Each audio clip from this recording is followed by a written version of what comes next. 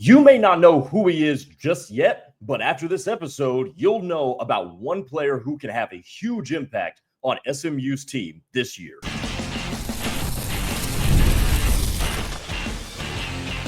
You are Locked On SMU, your daily podcast on the SMU Mustangs, part of the Locked On Podcast Network, your team every day.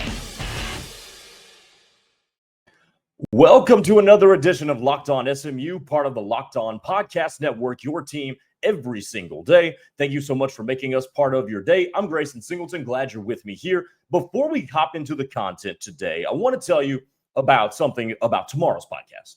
Tomorrow's podcast is going to be released at 9 a.m. Central Time. So for those of you that listen on Spotify, Apple Podcasts, or wherever you get your podcast, that'll be coming out an hour later than usual. We usually send it out at 8 a.m., but I've got some stuff in my day job that's going to turn into my late night job that'll have me getting back to my house at about 11:30 midnight. So we're going to push that back to an hour later for Wednesday's episode. So thank you for being adjusting with me. And I think we're actually going to do that for next Wednesday's podcast as well. So next Wednesday's podcast and this Wednesday's podcast coming out at 9 a.m. Central Time, an hour later than normal. But thank you so much for joining us. Who is this player I'm talking about? And if I told you to pause this video and make a prediction in your head, you'll probably think of one of a few. You'll think of maybe Zakai Barker or Chris Johnson or TJ Harden, maybe even a Ymir Knight, one of those guys that we've mentioned time and time again as we lead up to the season. Let me, if you haven't been already, introduce you to Lamadrick Spencer.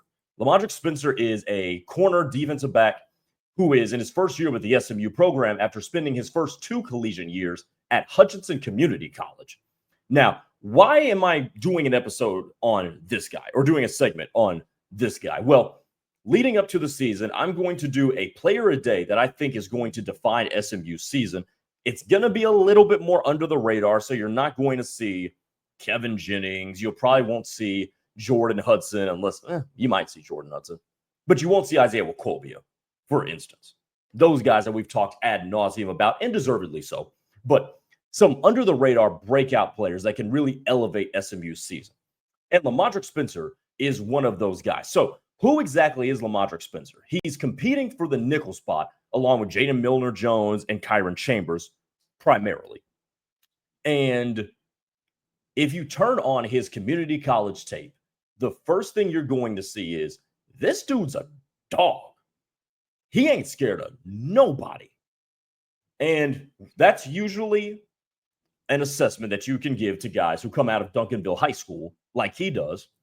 And then he went to community college and comes to SMU after being rated as a 3-star in the transfer portal by the entire recruiting industry. ESPN, On3 Rivals, 24/7, all had him as a 3-star. But he's a dude that plays hard, but he is also so technically sound. And before I get to the film and break all that down for you, I'm going to give you his stats here. In 2024, his last year at Hutchinson, 42 tackles, 7.5 tackles for loss, 2 fumbles forced, 1 INT, 6 PBUs. Pretty solid season. But when you turn on the tape, I think it makes you like him a little bit more. The first thing is we'll tackle 2 things. We'll tackle him against the run and him against the pass. And I'm going to start with him against the pass. And the 1 interception and 6 PBUs is not going to jump off the table for you. I understand that. But if you turn on the film, which is publicly available on Huddle, he's a sticky cover guy. He does not surrender a ton of separation. Now, obviously, that's going to have to translate from JUCO ball to the bright lights of the ACC.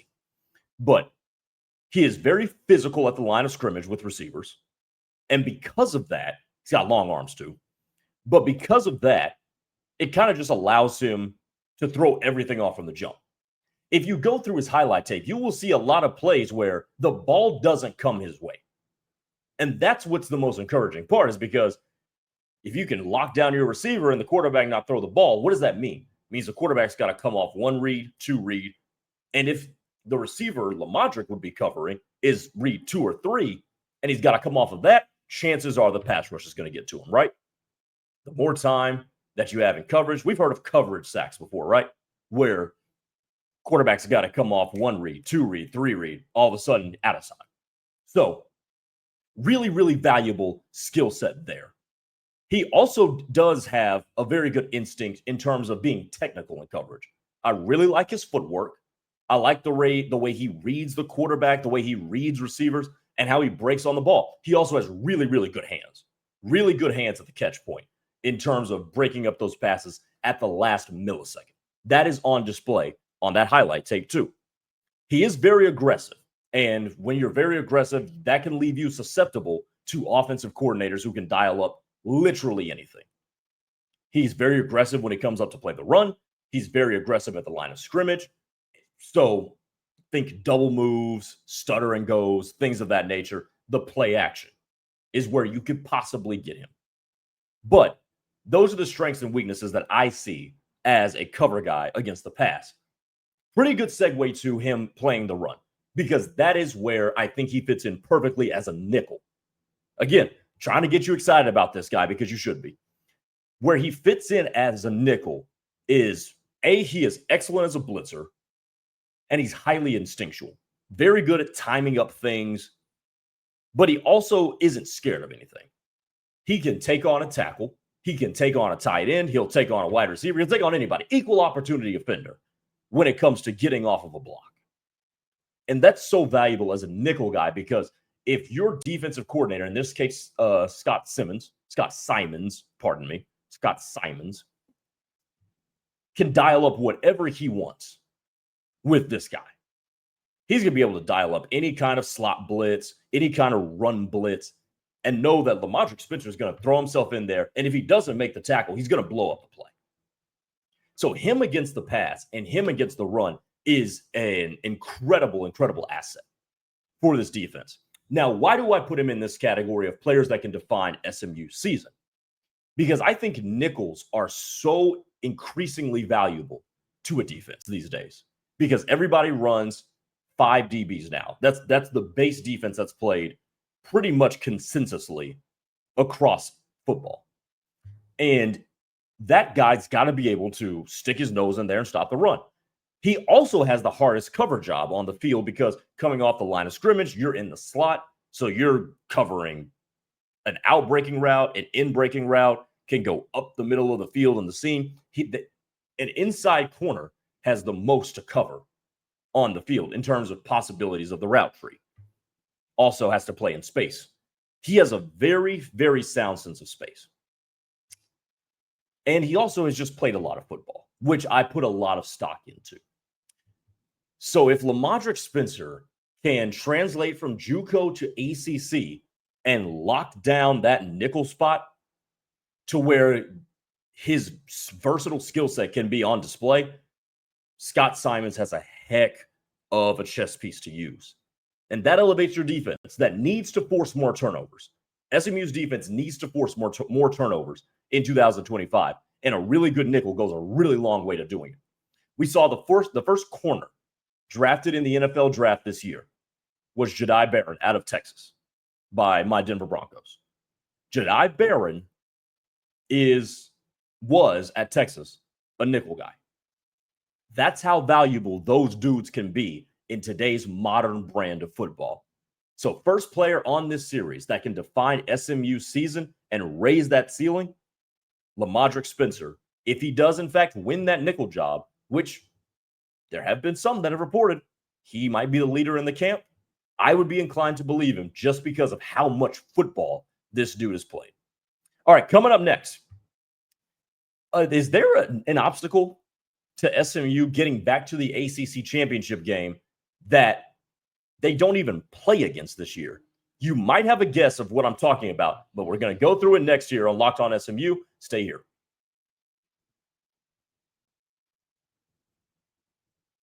This episode is brought to you by PrizePicks, the daily fantasy platform that lets you turn your football predictions into real rewards. Preseason is already heating up, and college football isn't that far behind. Whether you've got your eye on a big-name quarterback or breakout running backs, PrizePicks makes it easy to get in the game. What do you think about the upcoming football season? Who do you think is going to be one of the prime fantasy performers? For me, it's going to be Joe Burrow. I think he's going to win the MVP, and I think with Higgins and Chase and how electric that offense is, he's going to put up a ton of fantasy numbers. He would be my fantasy QB1, either him or Josh Allen. Maybe throw Lamar Jackson in there as well. But download the PrizePicks app today and use code LOCKEDONCollege to get $50 in lineups after you play your first $5 lineup. That's code LOCKEDONCollege to get $50 in lineups after your first $5 play. PrizePicks, run your game.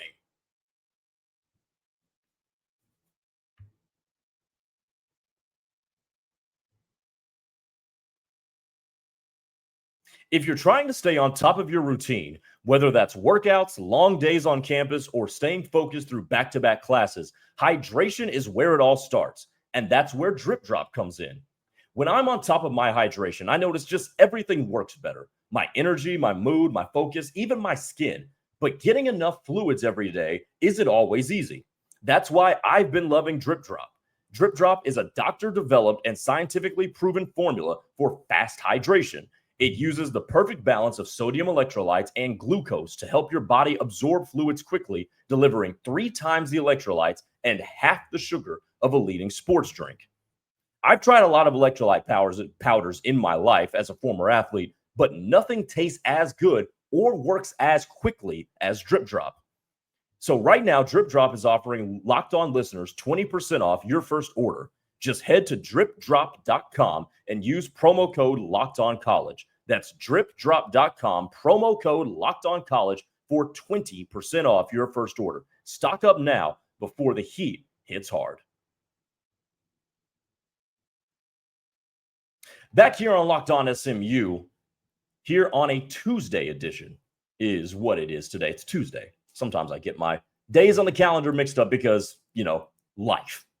Josh Pate released his picks for the conference championships. And before we get to that, I want to let you know that since you made it this far in the video, go ahead, click that subscribe button, and also click that notification bell as well. Yes, turn on your notifications, because as soon as I get this video ready to premiere, you are going to get notified of that, as our new episodes on YouTube premiere every day at noon Central Time. Also, remember the podcast comes out at 8 a.m. on Spotify, Apple Podcasts, or wherever you get your podcasts. And tomorrow's episode on the podcast side releasing at 9 a.m.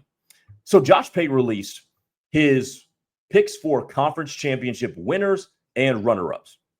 And we get to the ACC. Some of you may have seen this, the avid college football fans that you are, and seen Clemson is projected to win the ACC by Josh Pate.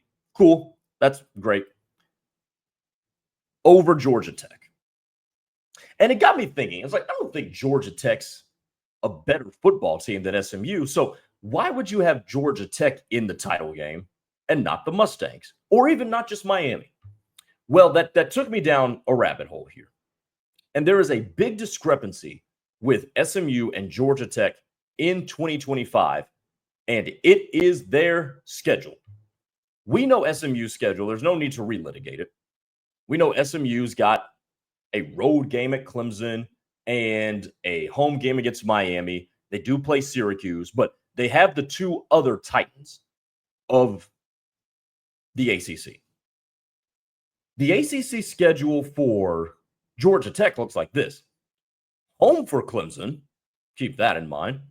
At Wake Forest versus Virginia Tech, at Duke, home for Syracuse, 2 games on the road against NC State and Boston College, home for Pitt.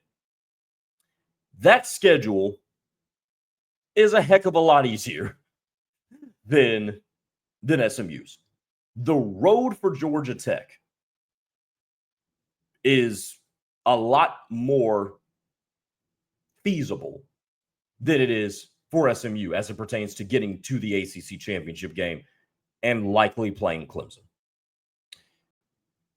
Now, Duke is interesting because this Duke team just brought over and paid a handsome amount for Darian Mensah. But the rest of that schedule looks very doable. As a matter of fact, I'll go ahead and say this. I'll just go ahead and say it. Georgia Tech's schedule is easier than SMU's. Period, point blank in a story. Like, there's no disputing it.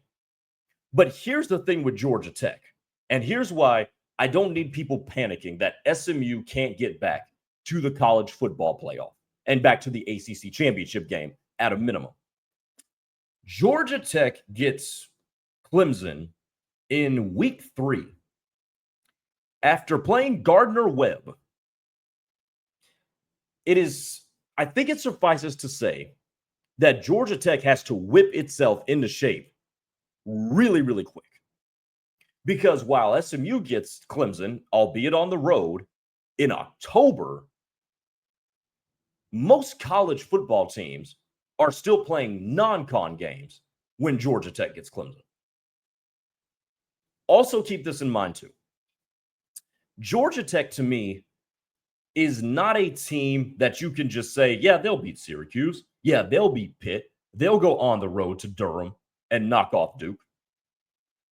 Because what is there spectacular about Georgia Tech? Not a whole lot, right? Haynes King is a good quarterback. They returned their leading rusher, Jamal Haynes, from last year.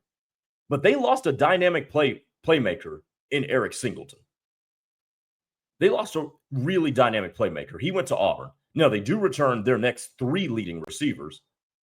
But Malik Rutherford averaged 11.3 yards per catch. Avery Boyd, 12.6. Chase Lane, 11.8. They're not a really big play explosive team, which you kind of have to be if you want to keep up with a Clemson. By the way, Clemson on the interior is built to hamper what Georgia Tech does its best, and that's run the ball, especially between the tackles. They haven't gotten that far away from it. So I think what Georgia Tech does best leaves them susceptible to Clemson, leaves them susceptible to Duke, and maybe Syracuse. And what I'm thinking is they're just not that dynamic enough to run the table in terms of the games that they should win. Now, juxtapose that to SMU, that I think has a lot more big playability. And this is where we get back to SMU. Because if you can generate big plays and you can generate creative stuff, especially if RJ Maryland comes back to the form at some point that he was last year, SMU's got the ability to scheme up big plays and keep them in games with teams that, let's say, might be better than them. I'll say it. There are some teams that might be better than SMU, but SMU's got a better recipe to keeping up with and beating those guys than Georgia Tech does. Georgia Tech doesn't excite me. And the one part of their offense that did excite me is an Auburn Tiger now. So I think, I'll put it this way. First of all, we're going to find out a lot about Georgia Tech on August 29th when they go to Folsom Field to take on Colorado. But I think they lose to Clemson. Virginia Tech will be interesting, but I'll give them that one. It's at home. I think they lose to Duke. And I think they lose to Pitt. 3 games that are losses plus a toss-up. I don't think that's better. I don't think it's better than SMU. I don't think it's better than SMU. I'll say it. I don't think it's better than Miami either. So I think Georgia Tech is the 4th best team. I'm still going to pick SMU to be the contender to Clemson. I think it's going to be Clemson, and I think it's going to be SMU. Because I think SMU is going to get that game against Miami at home. And even if they drop a second game, say they lose to to Clemson, pardon me. Say SMU loses to Clemson, and then they lose another conference game that we don't expect them to lose. But they get the Miami game. 2 losses. I think that's better than Georgia Tech. I really do. I think Georgia Tech has an easier schedule, but I don't think Georgia Tech is the caliber team SMU is. And that's what I'm saying here. That's why I think this is going to go SMU's direction in terms of getting back to the ACC title game, which has become the Clemson Invitational. So there we go. I disagree with Josh Pate again, twice in 2 weeks that I disagree with Josh Pate. But that's why. One more segment to go. Is this one company misrepresenting Rhett Lashlee. I found this article and it was bananas to me. We'll talk about it to close up the show.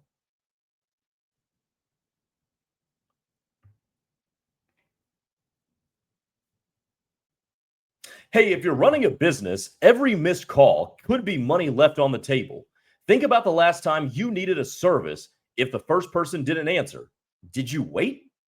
Probably not. You moved on. That's why you need OpenPhone, so you never miss an opportunity to connect with your customers. OpenPhone is the #1 business phone system designed to streamline and scale your customer communications. Do you juggle 2 phones just to keep business and personal calls separate? OpenPhone can solve that instantly. See why over 60,000 businesses trust OpenPhone. They're offering Locked On listeners 20% off your first 6 months at openphone.com/lockedoncollege. That's OpenPhone, OpenPhone.com/lockedoncollege. They'll even port over your existing numbers for free. OpenPhone, no missed calls, no missed customers. Let's close up shop here on a Tuesday with this. I found this article reacting to Rhett Lashlee going after ESPN's FPI. And before I do that, let me say this. It is not a marquee brand or anything of the sort.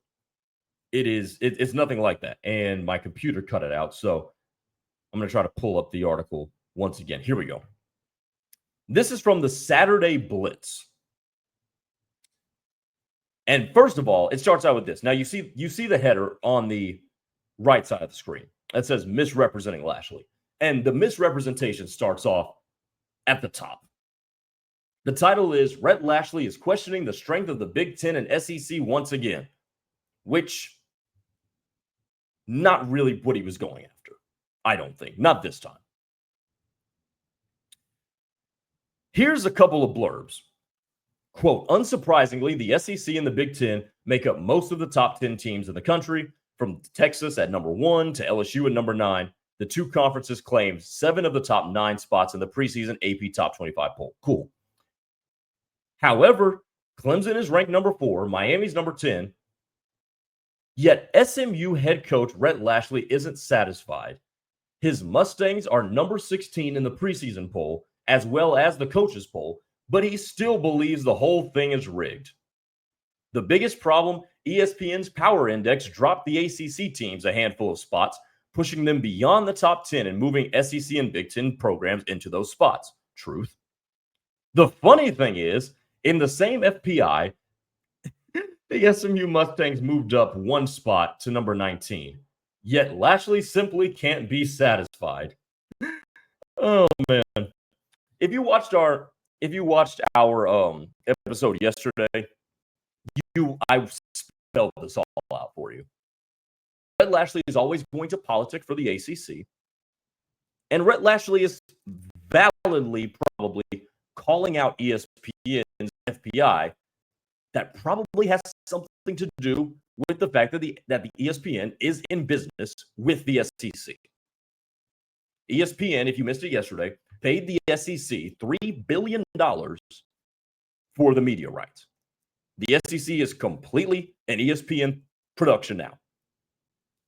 So, is it out of the realm of possibility that Rhett Lashlee is saying that, hey, you might be tweaking some things, you might be manipulating your FPI so you can get us more excited about SEC teams, so more of us can tune in to watch the SEC on ESPN. I don't think that logic's off base. As a matter of fact, I think it is entirely plausible, given the fact that we have no idea how the FPI is calculated.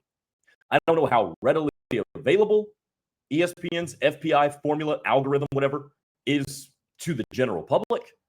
But all we know is that it's made in-house by ESPN, who controls a lot of the dissemination of college football and who just signed a ridiculously ungodly amount of money wrapped up in a deal with the SEC.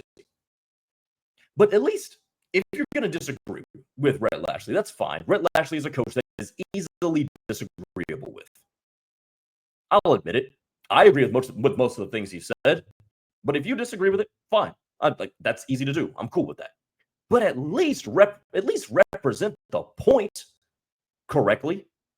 At least say you disagree with the correct thing and why. Don't peg it as Rhett Lashley simply couldn't be satisfied. Because it's not all about him. It's not all about SMU. Like, I feel like if we use our brain for 5 seconds on this and saw that SMU moved up in the latest ESPN FPI re-rankings, you will see, okay, they moved up. Lashley's still not happy. Okay, let's think for a couple of seconds and figure this out. Because I will tell you, in this FPI, I struggle to find a way that Texas A&M is going to be a top 10 team in the country. Ole Miss is going to be better than South Carolina and LSU, and Florida is going to be that much better than everybody. Like, you're telling me, give me a solid reason that does not include injury why Florida is going to be a better team than Clemson. I will wait. You may be able to talk me into them being better than Miami. You might. But also do this for me. Give me a solid reason why Tennessee is going to be a top 7 team in the country. I will wait. Their quarterback is Joey Aguilar. They just named him the starting quarterback on Monday. I will wait. Give me a solid reason why USC is going to be better than Clemson, Miami, and SMU. I will wait. It does not exist. It doesn't exist. The reasoning for why any of this is not manipulated, because I hate the word rigged, but I will use the word manipulated. There is no logical explanation to explain that away. Because you can give me all your fancy algorithms you want. I'm a big PFF lover. They use a lot of fancy algorithms. But I love PFF because they generally translate correctly. There is no way you're going to tell me and convince me that Ole Miss is going to be a better team than Clemson, Miami, and SMU. I need to see it. You're not going to be able to convince me that USC, I know they're not in the SEC, but there's no way you're going to be able to tell me that USC is going to be a better team. Like, I just don't see it. Tennessee, I would be shocked if Tennessee is that much better of a team than SMU, and I would be shocked if Tennessee is better than LSU. I'll tell you that right now. These are bananas. But what are you going to do next? Peg me as the angry man? You represent the point correctly. Rhett Lashley is not some angry, insatiable coach that just likes spouting off at microphones or on social media. There's a point behind it. So if you're going to disagree, that's fantastic. But represent the person you're disagreeing with correctly. That'll do it for Locked On SMU here on a Tuesday. Remember, the podcast tomorrow coming out 1 hour later at 9 a.m. And by the way, thank you for listening on Spotify, Apple Podcasts, or wherever you get your podcasts, or on YouTube as well. For your second listen of the day, hey, go check out The Portal with Brian Smith. Locked On's The Portal will keep you as the most informed fan on everything in college football, which is only about 4 days away from happening, 4 or 5 days away. We have made it to the college football season. Take it easy. We'll talk to you tomorrow. See you.